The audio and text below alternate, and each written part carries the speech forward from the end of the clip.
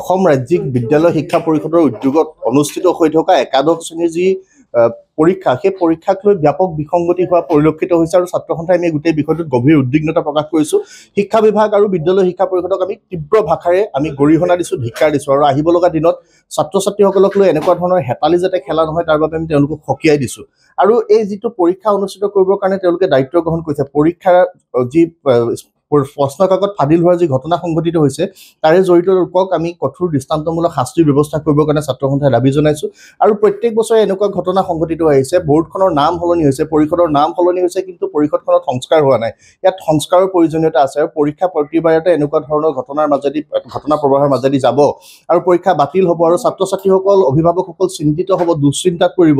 এই কথা গ্ৰহণযোগ্য হ'ব নোৱাৰে আৰু ছাত্ৰ ছাত্ৰীসকলৰ সুৰক্ষিত শৈক্ষিক ভৱিষ্যতৰ ক্ষেত্ৰত অসমৰ মুখ্যমন্ত্ৰীগৰাকীয়ে এতিয়া হস্তক্ষেপ কৰিব লাগে। যি সময়ত বিদ্যালয়সমূহৰ ফলাফল বেয়া হ'লে এই মুখ্যমন্ত্ৰীগৰাকীয়ে প্ৰধান শিক্ষকসকলক জগৰীয়া কৰে, শিক্ষকসকলক জগৰীয়া কৰে, তেওঁলোকক প্ৰশ্ন কৰে, জবাবদিহি কৰে। সেইগৰাকী মুখ্যমন্ত্ৰীয়ে এতিয়া অসমৰ শিক্ষা বিভাগ আৰু এই যি বিদ্যালয় শিক্ষা পৰিষদৰ অধ্যক্ষ সেই দুগৰাকী তেওঁলোকক জবাবদিহি কৰিব পাৰিব নে নোৱাৰিব, সেইটো তেওঁৰ প্ৰতি আমাৰ মুকলি প্ৰশ্ন। আৰু অসমৰ ছাত্ৰ ছাত্ৰীসকলে যাতে তেওঁলোকৰ সাৱলীলভাৱে শৈক্ষিক জীৱনটো চলাই যাব পাৰে তেনেকুৱা পৰিকল্পনাৰে পৰীক্ষা অনুষ্ঠিত কৰিব পৰাকৈ এই বৰ্ডখনত পৰিষদখনত সংস্কাৰৰ প্ৰয়োজন আছে। উপাচাৰ্য পৰ্যায়ৰ ব্যক্তিৰ জৰিয়তে বিশিষ্ট শিক্ষাবিদৰ দ্বাৰা এই পৰিষদখন গঠন হোৱাৰ প্ৰয়োজনীয়তা আমি উপলব্ধি কৰিছোঁ। আৰু আহিব লগা দিনত যদি চৰকাৰে এনেকুৱা ধৰণৰ পদক্ষেপ গ্ৰহণ নকৰে অসমৰ শিক্ষা ব্যৱস্থাৰ প্ৰতি আহি থকা এই যি ভাবুকি, এই ভাবুকিয়ে এটা সময়ত ভয়ংকৰ ৰূপ ধাৰণ কৰিব আৰু অসমৰ যি বিদ্যালয় শিক্ষা পৰিষদ, অসমৰ যি শিক্ষা ব্যৱস্থাৰ প্ৰতি ছাত্ৰ ছাত্ৰীসকলৰ অনীহা আহিব।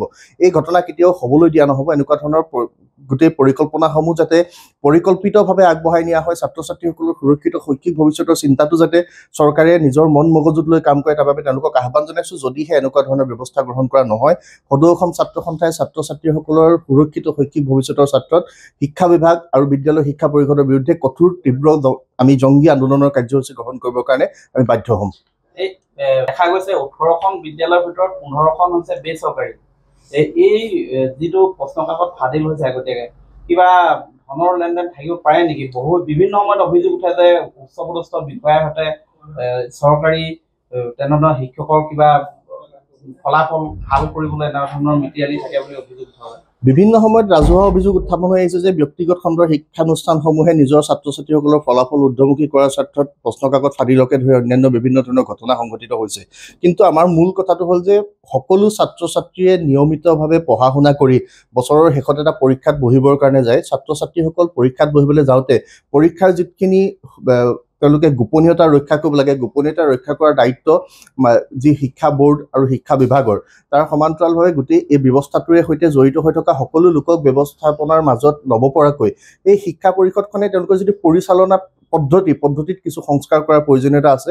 আৰু আহিব লগা দিনত তেওঁলোকে গোটেই বিষয়সমূহ চালি জাৰি চাই গোটেই পৰিষদখনত এটা সংস্কাৰ আনি গোটেই পৰিষদখনে যাতে পৰীক্ষাসমূহ গোপনীয়তা ৰক্ষা কৰি ছাত্ৰ ছাত্ৰীসকল প্ৰভাৱিত নোহোৱাকৈ তেওঁলোকে পৰীক্ষা অনুষ্ঠিত কৰাৰ ব্যৱস্থা গ্ৰহণ কৰে, তাৰ প্ৰতি আমি লক্ষ্য ৰাখিম। আৰু যদিহে তেওঁলোকে তেনেকুৱা ধৰণৰ ব্যৱস্থাপনা গ্ৰহণ কৰা পৰিলক্ষিত নহয়, আমি তেওঁলোকৰ বিৰুদ্ধে সংগ্ৰামত আমি অৱতীৰ্ণ হ'বৰ কাৰণে বাধ্য হ'ম। আপুনি বিচৰা বাতৰি পাব কেৱল নিউজ 18 এপত। নিউজ 18 এপ ডাউনলোড কৰিবলৈ স্কেন কৰক এই QR কোড। গুগল প্লে ষ্টৰতো পাব এই নিউজ 18 এপ।